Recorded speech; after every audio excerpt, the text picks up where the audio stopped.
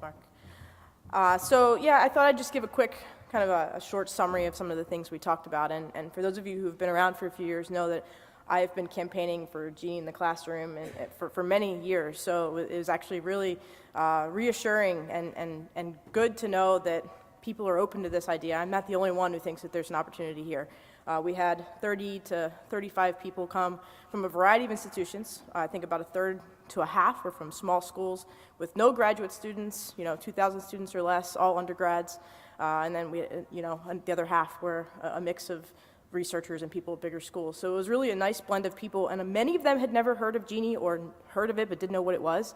So that was also kind of nice to see. It was a nice way to get their feedback, right? Kind of unbiased feedback for people who had not been involved in this stuff from the beginning. So it was really, I think I got a lot out of it, and I think hopefully they did too. But it's the first step probably in a series of conversations that has to happen. So just sort of the motivation for the workshop, certainly not hard to convince anyone in this room that distributed systems are important and have many advantages over a non-distributed application in terms of scalability, fault tolerance, et cetera. But again, if you're at a small school or even a bigger school and you're trying to convince a department chair that you want to offer a new course in distributed systems or parallel and distributed computing, you have to kind of make an argument. And these days it's not that hard to do that, which is good, right? That means there actually is an opportunity here. However, distributed systems are hard, right? So they introduce many new challenges to developers, and it can be overwhelming at first. And so students benefit from the opportunity to learn about some of these issues and learn how to cope with these challenges when they're in a classroom environment, when they can learn from our experiences and leverage sort of the safe environment, rather than waiting until they get out into the so-called real world and have to deal with these things on their own. Unfortunately, most undergraduate curriculums, even at big schools, don't offer distributed systems courses. They're an elective that just don't fit in for whatever reason. And so as a result, a lot of students, and we certainly get this feedback at Williams, they go off for these jobs and they're not actually prepared for what they have to deal with, right? They don't know how to deal with the challenges that arise in a wide area network and things like that. In the past, and maybe still, a lot of this is a result of the fact that there are limited local computing resources. So, I mean, bigger schools, you may have a cluster or several clusters, but a lot of small schools may only have a computer lab with 20 machines, and they're serving the purpose of they're for the intro students, they're for the majors, they're doing lots of things, and so you really are limited in what you can do locally, right? There's no way to do a large scale experimentation locally. And so your options, are either small-scale emulation or simulation, which are good. They're repeatable, they're controllable, but they don't really give you the full picture, right? They're not as realistic as they need to be. They're just too predictable in many ways. So fortunately, over the past decade, and certainly over the past 5 years, there have been many new advancements in technology. And so this workshop was not just about Genie. So some of the stuff we talked about actually was separate from Genie, but the ideas were the same. And so many companies now give you the option of renting resources in their infrastructure. So Amazon has been doing this for a while, and Google and Microsoft either are doing it or will be doing it very soon, where for as little as like a dime you can rent a VM in their infrastructure. Amazon EC2 is probably the most popular in this regard, and that's actually been they're also very generous in giving grants to educators. So for Amazon, for example, you can go on a web page and they literally have a text box that allows a maximum of like 4,000 characters or something, where you can explain why you need to use their resources, and within a day they basically send back, sure, how many students do you have? Here's $100 per student in Amazon credit. And that's kind of cool, right? I mean, that the students like that because they think it's neat to use Amazon machines, and it gives a lot of, it gives you a chance to do things that you may not have been able to do otherwise. And of course, Genie has an opportunity to really make an impression here. And then there's this new, within the last year or so, these MOOCs, these massive online courses, and where do they play, right? They now can give students the opportunity to experience some of these things that they were previously unable to do. So this was sort of the motivation. So then the goals of the workshop were to really focus on the curricular side of things. So what are the educational goals? How should undergraduate distributed systems or computer networks and distributed systems, what are the goals? What should these courses cover? And so one of the key ideas was we wanted to figure out how we could integrate some of these new technologies that Genie introduces into some of the more classic concepts that you might see in a textbook. And again, with the focus being how to leverage the availability of these public test beds to give students this hands-on experience that they previously were not getting. And at an early stage, right, as an undergrad, for example, or a young grad student. So we had 12 presentations throughout the day, and roughly organized as follows. The first session was supposed to be about sort of infrastructure and platforms. So we had 4 speakers: Justin Kapos, who talked about the Seattle project, Gary Wong, who talked about Emulab and Protogenie, Armando Fox, who talked about the cloud-based technologies that he's been using at Berkeley, and then Jeff Chase, who talked about Exogenie and Orca. And they really, the goal of these presentations was to give someone who was brand new to Genie or brand new to a lot of these technologies a quick overview of how they could be used in the classroom.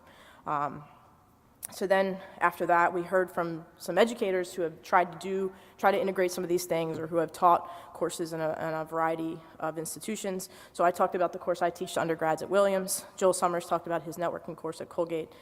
Tia Newhall from Swarthmore talked about her parallel and distributed course. And Zong Ming talked about his the work he's done at Kentucky, as well as the Calvin College Emulab. So again, the focus of this session was really people who were at smaller schools, really targeting undergrads. The next session, we heard from sort of bigger universities and people who were looking at perhaps grad student projects a little bit more advanced.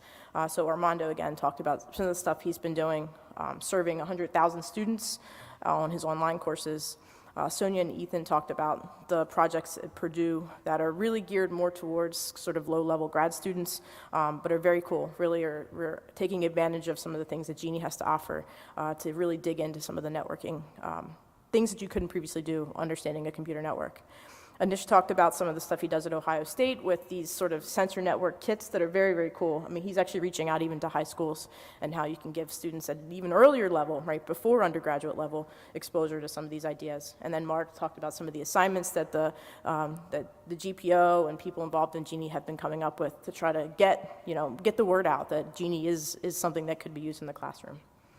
So then the next few slides, I'll just kind of wrap up with some of the common themes, and these are not really organized in any particularly great way. They're just things that appeared over the course of the 12 presentations and the discussions that came out of them that were common, that we heard multiple times. And so overwhelmingly, everyone believes that, especially at the undergraduate level, you should favor breadth over depth, introducing students to lots of concepts rather than really trying to dig into one in particular.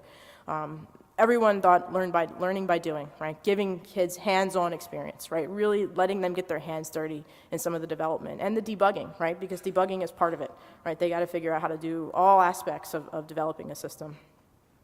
Definitely an emphasis on not just developing, also teaching about evaluation and analysis. Once you have the system built, how do you actually figure out what it's doing? That's something that, we don't really do a very good job of right now in most of our courses.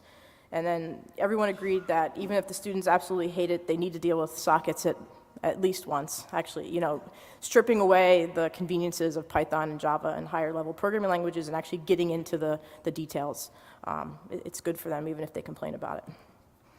In terms of actual course structure, most of us use a combination of textbooks with more modern and new research papers. And again, even at the undergrad level, this seemed to work, right? Undergrads can handle it. They can handle research papers. It was an emphasis on teaching writing, technical writing and scientific writing, in addition to just code development. This is good for people who go on to grad school or go on to their careers, being able to talk about what they're doing in English rather than Java or Python or whatever.